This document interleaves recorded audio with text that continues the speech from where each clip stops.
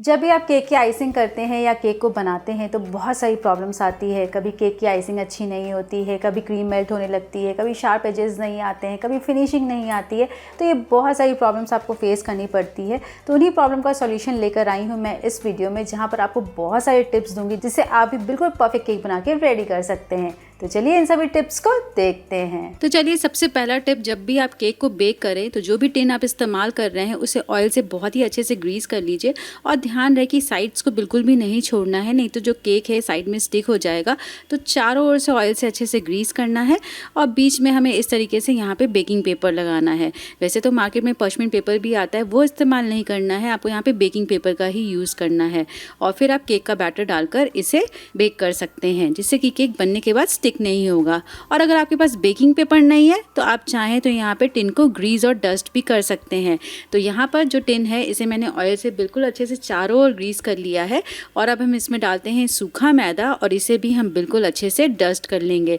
ध्यान रहे कि यहाँ पे जो मैदा की लेयर है वो बहुत मोटी नहीं होनी चाहिए, बिल्कुल पतला लेयर। हम यहाँ पे जब मैदा का स्प्रेड करते हैं तो केक को अच्छे से सपोर्ट मिलता है और जब बेक होता है केक तो टूटता नहीं है।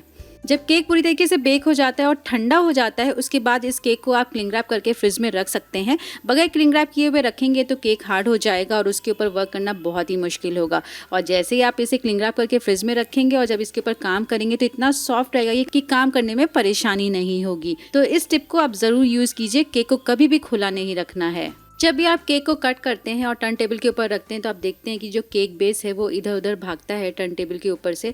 और फिर इस तरीके से अगर आप कटिंग करेंगे तो क्या होगा कि केक अच्छे से कट नहीं होगा। तो केक बेस इधर उधर नहीं भागे, इसके लिए मैंने यहाँ पे ये कपड़ा लिया है, इसे हम टर्न टेबल के ऊपर रखते हैं और फिर इसके ऊपर हम रखेंगे केक बेस। उसके बाद जब हम कटिंग करेंगे तो आप देखेंगे बहुत ही स्मूथ कट होता है केक और जो बेस है वो इधर उधर नहीं भागता, एक ही जगह स्टिक रहता है। केक के ऊपर क्रीम की फाइनल कोटिंग करने से पहले ये ध्यान रहे कि आपको क्रम कोट करना बहुत जरूरी है। क्रम कोट क्या होता है? जब हम क्रीम की पतली लेयर केक के चारों ओर लगाते हैं तो इसे हम कहते हैं क्रम कोट।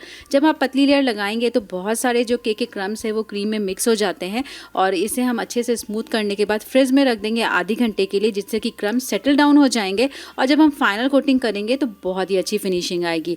तो हमेशा ये ध्यान रखना है, केक की क्रम कोटिंग करने के बाद इसे फ्रिज में आधे घंटे जरूर रखिए। केक की क्रम कोटिंग करने के बाद अब हम अच्छी क्वांटिटी में क्रीम को ऊपर रखेंगे और पैलेट नाइफ से इस तरीके से स्मूथ करते जाएंगे। पहले चारों ओर हम इस तरीके से अच्छे से क्रीम को स्प्रेड करके स्मूथ करेंगे। यहाँ पर ये ध्यान रखना है कि हमें पैलेट नाइफ को नहीं इधर उधर घुमाना है, सिर्फ टर्न टेबल को घुमाते जाएंगे और पैलेट नाइफ को एक जगह हम रखते जाएंगे। टॉप को इसी तरीके से हमें स्मूथ करना है और जो साइड में एक्स्ट्रा क्रीम है उसे भी हम इस तरीके से स्मूथ कर लेंगे। तो आपके केक का जो टॉप है वो बहुत ही अच्छे से स्मूथ होगा। जब भी केक के साइड्स में हमें क्रीम लगाना हो तो इस तरीके से हम पैलेट नाइफ से क्रीम लगाएंगे। क्रीम को पुश करते जाएंगे पैलेट नाइफ की हेल्प से और चारों ओर इसी तरीके से क्रीम लगाना है। ये ध्यान रहे कि हमें कभी भी पैलेट नाइफ को इस तरीके से करते हुए क्रीम नहीं लगाना है। इससे क्या होगा कि अच्छी फिनिशिंग भी नहीं आएगी और केक बिल्कुल भी अच्छा नहीं बनेगा। तो हमेशा केक की परफेक्ट आइसिंग के लिए हमें इसी तरीके से पैलेट नाइफ को चलाते जाना है। चारों ओर इवनली क्रीम लगाने के बाद अब इसे हमें स्मूथ करना है। तो यहाँ पर मैंने लिया है स्क्रैपर। स्क्रैपर से ही हम केक को स्मूथ कर सकते हैं। तो यहाँ पर स्क्रैपर चलाते समय ये ध्यान रखना है कि स्क्रैपर को सिर्फ एक ही जगह रखना है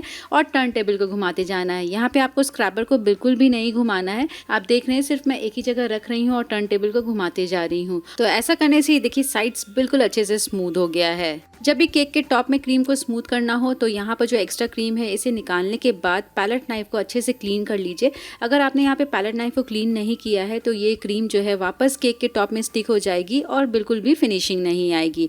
तो हमेशा क्लीन करते हुए ही हम टॉप को स्मूथ कर लेंगे। केक के टॉप में अगर आपको बढ़िया सा शार्प एजेस चाहिए ना तो इसके लिए यहाँ पर मैंने लिया है सॉफ्ट स्क्रैपर। आप किसी भी फाइल को भी कट करके इस स्क्रैपर को बना सकते हैं और इस तरीके से हम बिल्कुल जेंटली स्मूथ करते जाएंगे। यहाँ पर अगर आपका केक जो है अच्छे से स्मूथ नहीं हो रहा है तो हल्का सा पानी लगाकर आप इसे स्मूथ कर सकते हैं। इस टिप को जरूर फॉलो कीजिए, जिससे कि आपका केक बहुत ही अच्छे से स्मूथ हो जाएगा। परफेक्ट आइसिंग के लिए टर्न टेबल का भी परफेक्ट होना बहुत ज़रूरी है। तो मार्केट में ये प्लास्टिक वाले टर्न टेबल भी मिलते हैं और ये एल्यूमिनियम वाले टर्न टेबल भी मिलते हैं। हमेशा टर्न टेबल खरीदते समय ये ध्यान रखना है कि टर्न टेबल जो है बिल्कुल स्मूथ घूम रहा हो, तभी परफेक्ट और स्मूथ आइसिंग होती है। और ये प्लास्टिक वाले जो टर्न टेबल है ये इस तरीके से हिलते हैं, बिल्कुल स्मूथ भी नहीं घूमते हैं, तो इन पे आइसिंग करना बहुत ही डिफिकल्ट होता है। परफेक्ट फिनिशिंग के लिए केक को सही तरीके से असेंबल करना बहुत ही ज़रूरी है।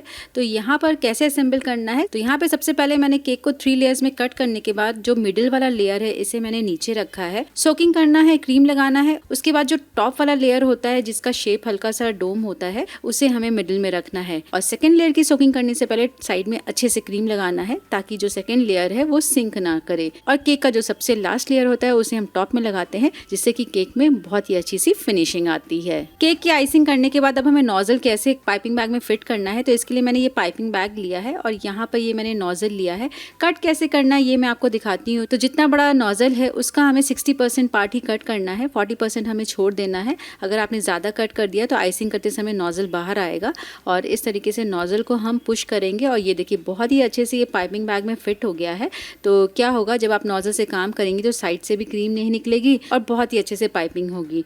और अगर आपने नोजल को ज़्यादा कट कर दिया तो थोड़ा सा प्रेशर अप्लाई करने के बाद ये देखिए इस तरीके से नोजल बाहर आ जाएगा। तो इस तरीके से हमें नोजल को पाइपिंग बैग में फिट करना है। और अब हमें इसके अंदर भरना है क्रीम। तो यहाँ पे मैंने पाइपिंग बैग को ग्लास के अंदर अरेंज कर लिया है और बहुत ही परफेक्टली इस तरीके से हम क्रीम को फिल करके पाइपिंग बैग को रेडी कर सकते हैं। तो फ्रेंड्स, कैसे लगे आपको ये सभी टिप्स कमेंट ज़रूर कीजिए। और इससे पहले मैंने अपने हस्बैंड के बर्थडे पे बगर कलर का यूज़ करके बहुत ही इंटरेस्टिंग केक बनाया था जिसकी रेसिपी को आप यहाँ पे क्लिक करके ज़रूर देखिए।